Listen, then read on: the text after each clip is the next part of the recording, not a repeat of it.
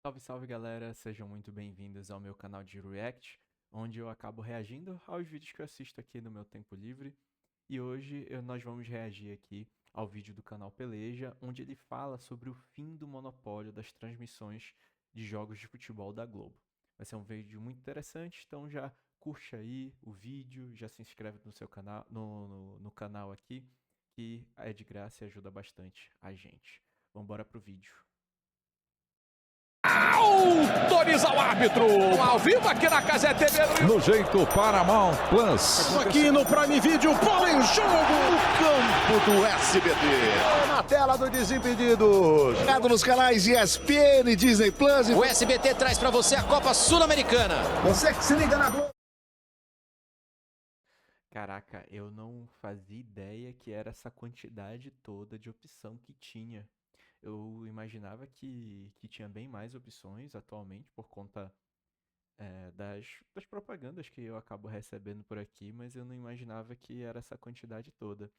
E o legal de observar desses canais, que acabam transmitindo os jogos, é o como que eles acabam utilizando isso dentro das suas estratégias.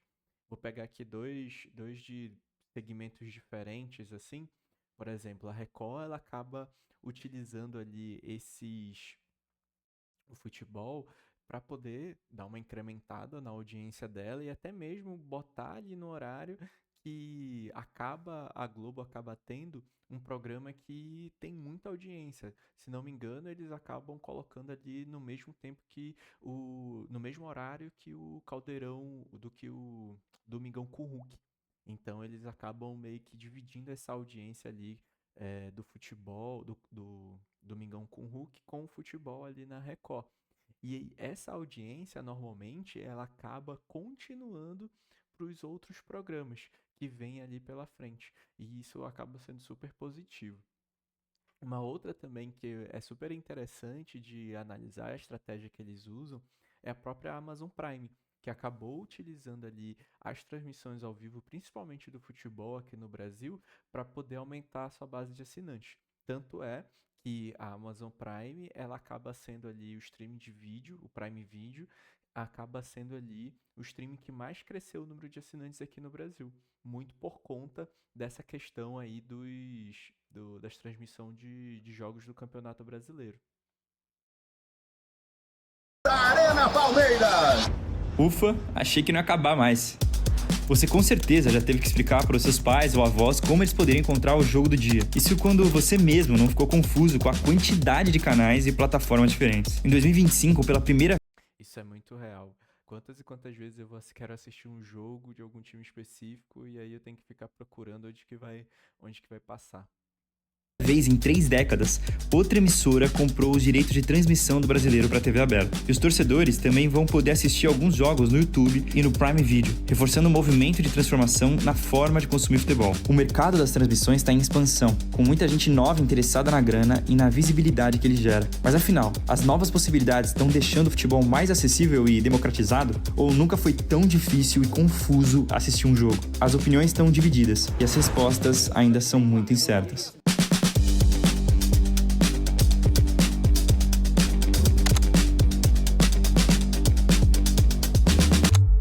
Até muito pouco tempo atrás, você sabia exatamente em qual canal colocar para assistir os jogos das principais competições. Mas essa relação mudou numa velocidade que chama atenção. Enquanto outros Vamos relembrar aqui, a gente tinha canais do Grupo Globo com as, tra- as- com as competições aqui do Brasil, né? De pegar ali Campeonato Brasileiro, Copa do Brasil, a gente assistia majoritariamente nos canais Globo, Sport TV, Premier e canal aberto. Se pegar Champions League, a gente já vai ter ali a TNT Sports, e aí mais recentemente o SBT com alguns jogos. Libertadores e ESPN, que a gente acabava tendo jogos, eram basicamente ali os que transmitiam alguma coisa, né?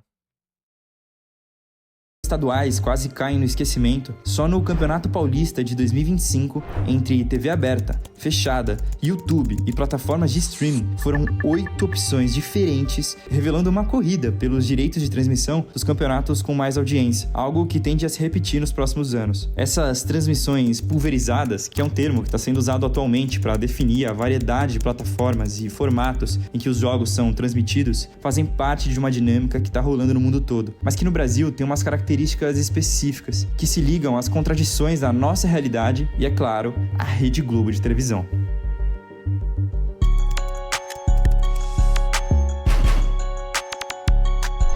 O Brasil inteiro está na Globo. É por isso que em todo o Brasil A Globo é tão influente, mas tão influente na questão do futebol que ela fez com que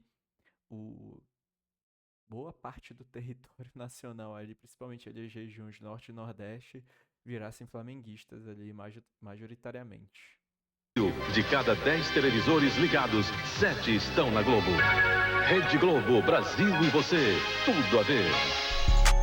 Foi lá para a década de 80 que as transmissões de futebol realmente ganharam relevância. Num período em que a TV já tinha se estabelecido no Brasil como o veículo mais importante da nossa indústria cultural, alcançando 90 milhões de espectadores e atraindo o mercado publicitário, o futebol também passava por transformações econômicas. É nesse contexto que surge o Clube dos 13, criado para defender os interesses comerciais dos considerados maiores clubes do país naquele momento e negociar. Vamos ver aqui. Vascão, São Paulo, Internacional, Fluminense, Corinthians, Bahia, Atlético Mineiro, Botafogo, Cruzeiro, Grêmio, Palmeiras e Santos. Tá faltando time aí, não tá não? Tá faltando acho que o Flamengo. Os 4 grandes de São Paulo. Acho que senti falta só do Flamengo aqui. Se alguém souber o porquê que ele não tá dentro do Clube dos 13, coloca aí nos comentários. Os direitos de transmissão. A Globo estava começando a dar mais atenção ao futebol, e a nova relação com o Clube dos 13 favoreceu a emissora por décadas, permitindo a dominação dela na TV aberta e na TV fechada com o lançamento da Globosat. Chegou ao Brasil um novo conceito de entretenimento, informação e lazer. A TV por assinatura via satélite. É a Globosat. Entre processos, disputas políticas e tretas com a concorrência, a Globo saiu vitoriosa e conseguiu renovar a cessão dos direitos de transmissão do Campeonato Brasileiro para TVs aberta e fechada com exclusividade a partir de 1998, junto com os direitos para o serviço de pay-per-view do Premiere, que ainda dava seus primeiros passos. A Lei Pelé, também de 98, que definia que os direitos de transmissão precisavam ser negociados com os 2 clubes envolvidos nos jogos, também acabava favorecendo a Globo, já que fechar contrato com alguns clubes meio que forçava os outros a assinarem também. Era isso ou ficar sem transmissão. Foi aí que surgiu a grande dominação da Globo no futebol, que aos poucos foi incorporando outras competições e é constantemente chamada de monopólio pelos torcedores na internet. Na TV aberta, além do Brasileirão, os principais estaduais, a Libertadores e Copa do Brasil sempre estariam nas telas do maior conglomerado de mídia da América Latina. Isso aqui é algo muito interessante de comentar. As principais competições que a gente tem aqui dos clubes brasileiros, normalmente, não são todos os jogos, eles acabam passando na TV aberta, algo que não é tão comum na maioria dos países. Se eu pegar aqui as principais ligas do mundo, você tá aqui, por exemplo, da Espanha e da Premier League, elas não passam na TV aberta. Para você conseguir assistir ali um jogo dessas ligas, você precisa ter ali algum tipo de assinatura ou TV fechada para poder conseguir assistir. Então, nesse sentido, a gente acaba sendo um pouco privilegiado. Enquanto na TV fechada, o Sport TV dividia alguns direitos com canais como ESPN e Fox. Mas quem lembra do Campeonato Brasileiro de 2019 tem na memória a confusão que saía na imprensa toda semana. Por questões de contratos e batalhas judiciais, alguns jogos ficaram sem transmissão na TV, a maioria deles do Atlético Paranaense, que não assinou o contrato do pay-per-view com a Globo. Os motivos dos apagões começaram alguns anos antes, em 2015, quando o Esporte Interativo foi comprado pelo Grupo Turner e com a grana dessa nova realidade decidiu disputar os direitos de transmissão do Brasileirão para a TV fechada para o ciclo de 2019 e 2024 e assinou com 16 clubes. Hoje foi oficializada uma união que promete mexer com o mercado de mídia esportiva no Brasil. Turner e Esporte Interativo agora são um só time. Para contextualizar, direitos de TV aberta, TV fechada, que são os canais disponíveis na TV por assinatura, e pay-per-view, que é um serviço de conteúdos exclusivos comprados separadamente, passaram a ser negociados de maneira independente a partir de 2011, quando o Clube dos 13 deixou de existir e a Globo começou a fazer contratos paralelos com cada clube. Essa mudança permitiu que a concorrência fizesse propostas para plataformas específicas, como foi o caso da Turner. E é claro que essa movimentação foi seguida de polêmicas, com várias ações da Globo para dificultar a nova dinâmica. A emissora decidiu aplicar uma prática chamada de redutores, anunciando que pagaria menos no contrato de TV aberta para os clubes que fecharam com o esporte interativo, que agora era a TNT na TV fechada. Para evitar essa perda de dinheiro, os clubes convenceram a TNT a adotar o famoso bloqueio de praças, que é quando uma emissora não transmite o jogo para o estádio do time mandante. Motivo, além da TV aberta, a Globo também tinha os direitos do pay-per-view. Então, se os torcedores do estado não tivessem a opção de ver o jogo pela TNT, eles eram obrigados a ver pelo Premiere. Garantindo essa audiência do Premiere, os redutores não seriam aplicados, mas a pressão continuou. Pouco tempo depois, a emissora entrou na justiça para impedir a TNT de transmitir jogos em que os clubes que assinaram com o Grupo Globo fossem visitantes. Não precisa ser gênio para falar alguma coisa tá errada. Santos e Palmeiras não passava pro estado de São Paulo. A gente tá vendo um mercado se alterar. Tava querendo ver Flamengo e Fluminense. Pô, onde que vai passar? Antes você ligava na Globo, né? A situação ficou tão insustentável que a TNT abandonou os direitos do Brasileirão em 2021. Mas todo esse cenário já indicava mudanças. Com a lei do mandante, novas empresas entrando no mercado brasileiro e o fenômeno da internet. O consumo do futebol brasileiro estava entrando numa nova era.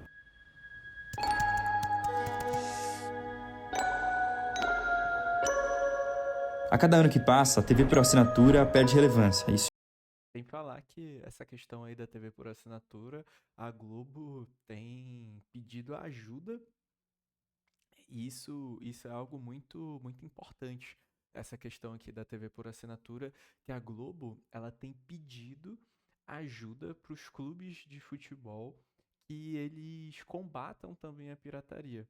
Até porque a informação que a Globo trouxe é que a maior parte das pessoas que assistem o Premiere é através ali de algum tipo de pirataria, o que acaba impactando na receita que ela consegue trazer. Então, isso aqui da TV por assinatura, ainda não sei se ele vai comentar, mas acaba sendo algo bastante relevante também aí nas discussões que tem hoje em dia.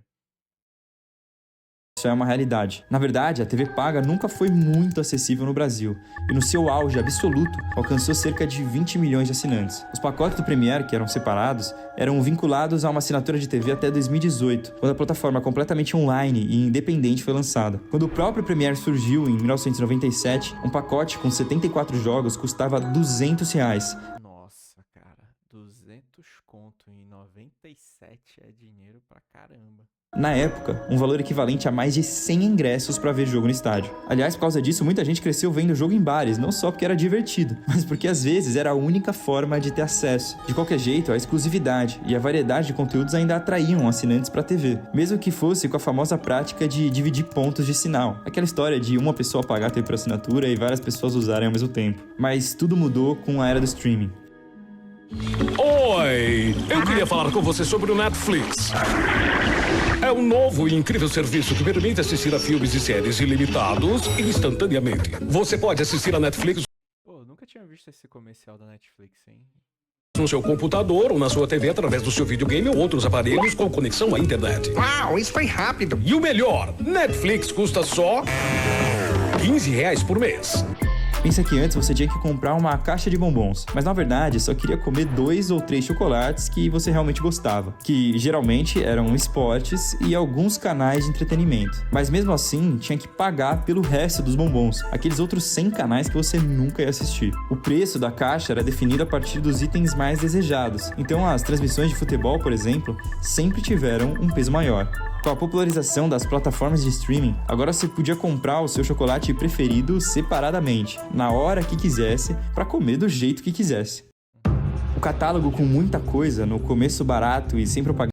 Apesar de que, hoje em dia, como cada coisa tá passando num lugar diferente, você acaba, muitas vezes, se juntar ali todos os valores da assinatura, você acaba pagando ali praticamente o valor ali que você pagava num canal fechado. Propagandas atraiu os consumidores e transformou o mercado. Aos poucos, essas plataformas que ganharam relevância com o conteúdo sob demanda perceberam o grande tesouro que o futebol representava e passaram a investir em direitos de transmissões para atrair mais assinantes e espaços de publicidade em conteúdos ao vivo. Em 2024, pela primeira vez na história, a internet passou a TV aberta em investimentos publicitários. A pesquisa TIC Domicílios e os estudos do IBGE mostram números que também trazem reflexões sobre as formas de consumir futebol. A porcentagem de lares com TV no Brasil diminuiu, mas ainda é de 94%, alcançando uma parte significativa da população.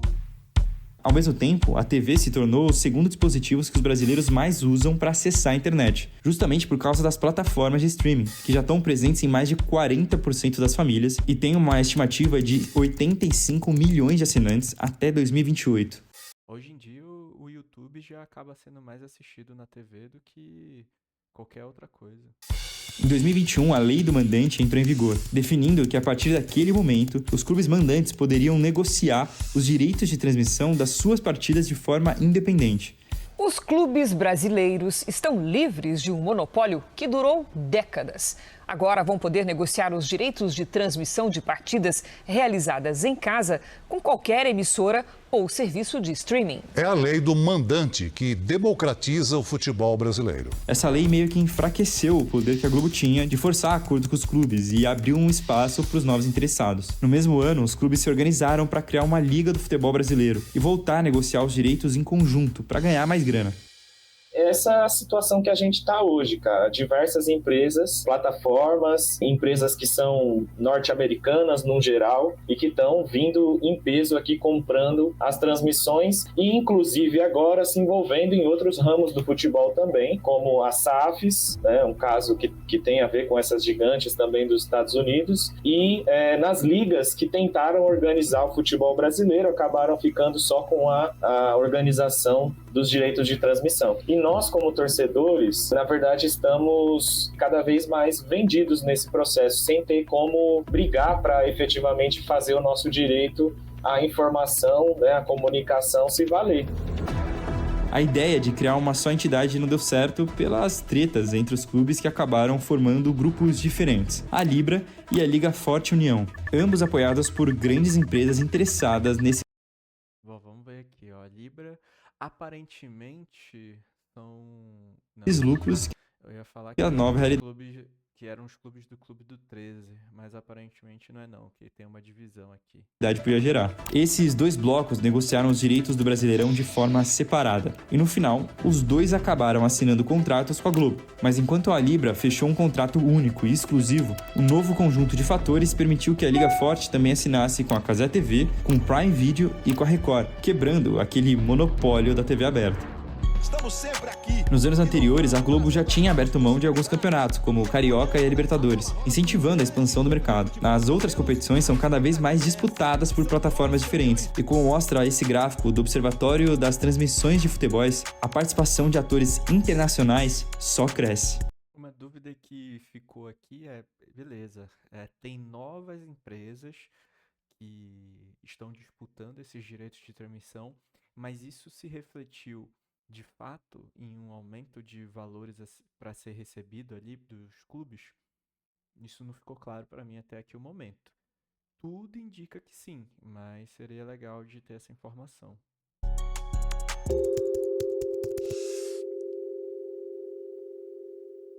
Para muitos torcedores, a quebra da dominação da Globo representa imediatamente um processo de democratização do futebol, mas essa ideia ainda enfrenta alguns dilemas. Inegavelmente, a configuração atual permite que existam mais opções, inclusive de transmissões gratuitas pela internet, mesmo que o Brasil ainda tenha uma parcela de excluídos digitais na população, gente que não tem acesso a uma internet de qualidade para ver um jogo. Se o povo está cada vez mais afastado dos estádios por conta dos preços abusivos dos ingressos, assistir de casa é a única opção que resta para a maioria, mas o preço pela quantidade de assinaturas necessárias para acompanhar todos os principais campeonatos também é caro, mesmo que seja mais acessível do que um pacote de pay-per-view há 10 anos. Foi aquilo que... Isso aqui retrata aquilo que a gente estava conversando antes. Se você for pagar aqui todas as assinaturas, vai dar o preço ali que você pagava num canal fechado, por exemplo.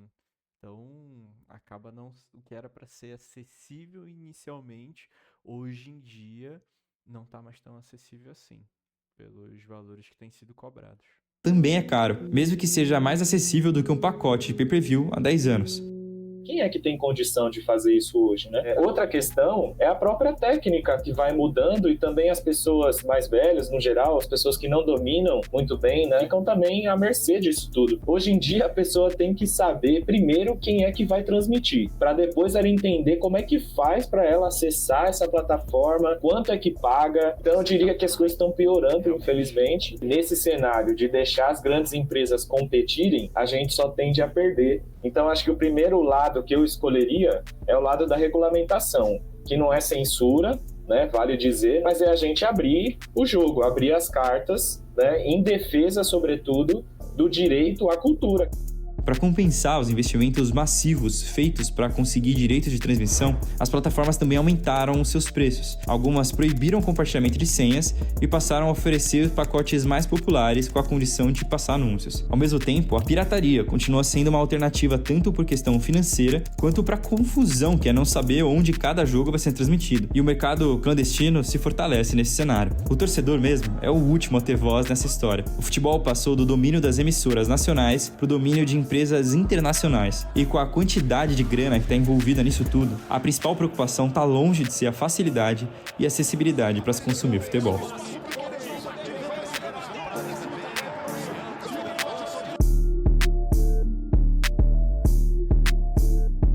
Bem interessante o vídeo, pessoal. Espero que vocês tenham gostado. Esse foi mais um vídeo aqui onde nós reagimos no nosso canal do YouTube.